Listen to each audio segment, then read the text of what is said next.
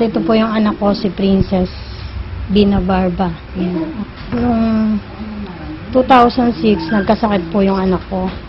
Hindi po ma-diagnose ng mga doktor kung ano pong sakit ng anak ko.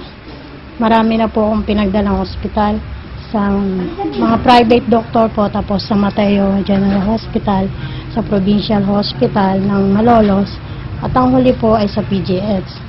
Ganun nga po, yung mga ospital na yon, hindi po malaman kung anong sakit ng anak ko. Kasi mula 2006 po, pabalik-balik po yung mga bukol na tumutubo sa katawan niya, na namumula tapos kumikirot, hindi po siya makalakad, hindi siya makatayo. Ito po yung mga record niya mula po noong 2006 hanggang itong 2010. Kung ano lang pong hinuhula nilang sakit, minsan po, nung una, rayuma raw. Tapos sumunod po, rheumatic fever. Tapos eto pong huli, sa PGH po, yung Behçet's disease daw po. Binigyan ho ako ng mga antibiotic na kung ano-ano. Hindi rin naman ho nakakagaling, paulit-ulit daw pabalik-balik. Tapos hanggang dumating po yung time na itong 2009, marami na rin pong mga albularyong pinagdalhan ko yung mga anak ko. Wala rin naman pong malaman sila. Iba-iba rin po ang findings. Hindi ko po alam kung saan ko dadalhin talaga para lang gumaling ang anak ko.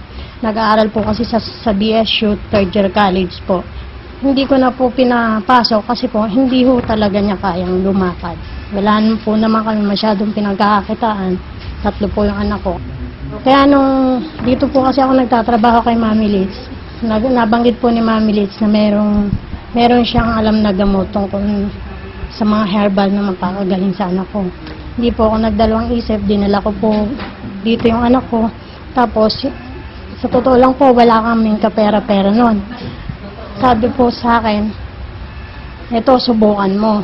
Sa 1 week po na pag-inom ng anak ko, ng Kings, nakita ko po na may improvement, nakikita ko po sa anak ko. Kaya lang po, talagang sa una po, masakit, buong katawan niya sumasakit, sa pag-ihi, sa pagdumi.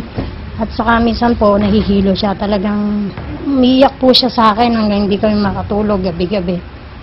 Dati po, talagang parang feeling ko po nangihina ako. Tapos, yung utak ko parang litong-lito. Tapos, kung ano-ano nga po yung tumutubo, yan. Yung mga bakas po niyan, yan po yung tumutubo na simula po parang tagyawat. Tapos, lalawak siya.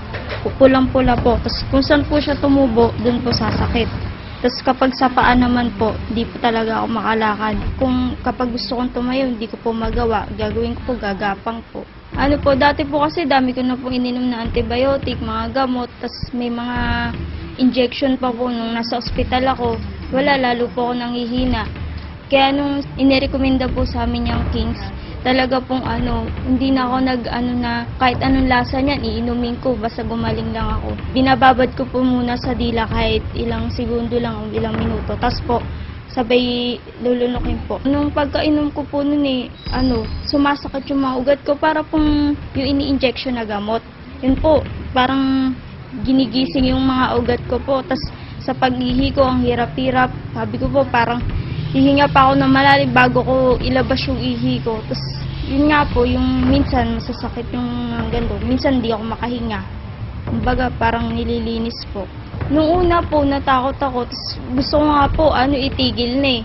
Kahit po masakit po, tinuloy ko pa rin po kasi gusto ko po talagang gumaling. Tsaka, 4 na taon ko na po itong nararamdaman. Bali, mawawala po siya, tapos babalik, mawawala, babalik.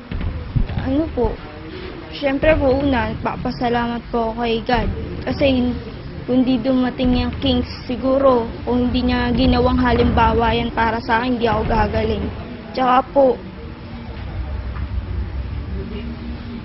kaya nga po minto na ako ng pag-aaral ko kasi parang naisip ko rin po na naging pabigat din ako sa mga kaklase ko kasi pag yung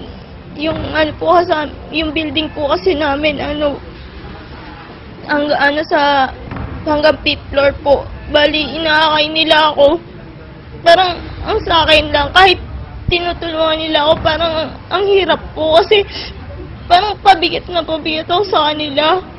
Pero po nung dumating nga po yung kung sabi ko, sana noon pa dumating para hindi ako natigil. Para hindi rin po ako naging masyadong pabigat sa mama ko.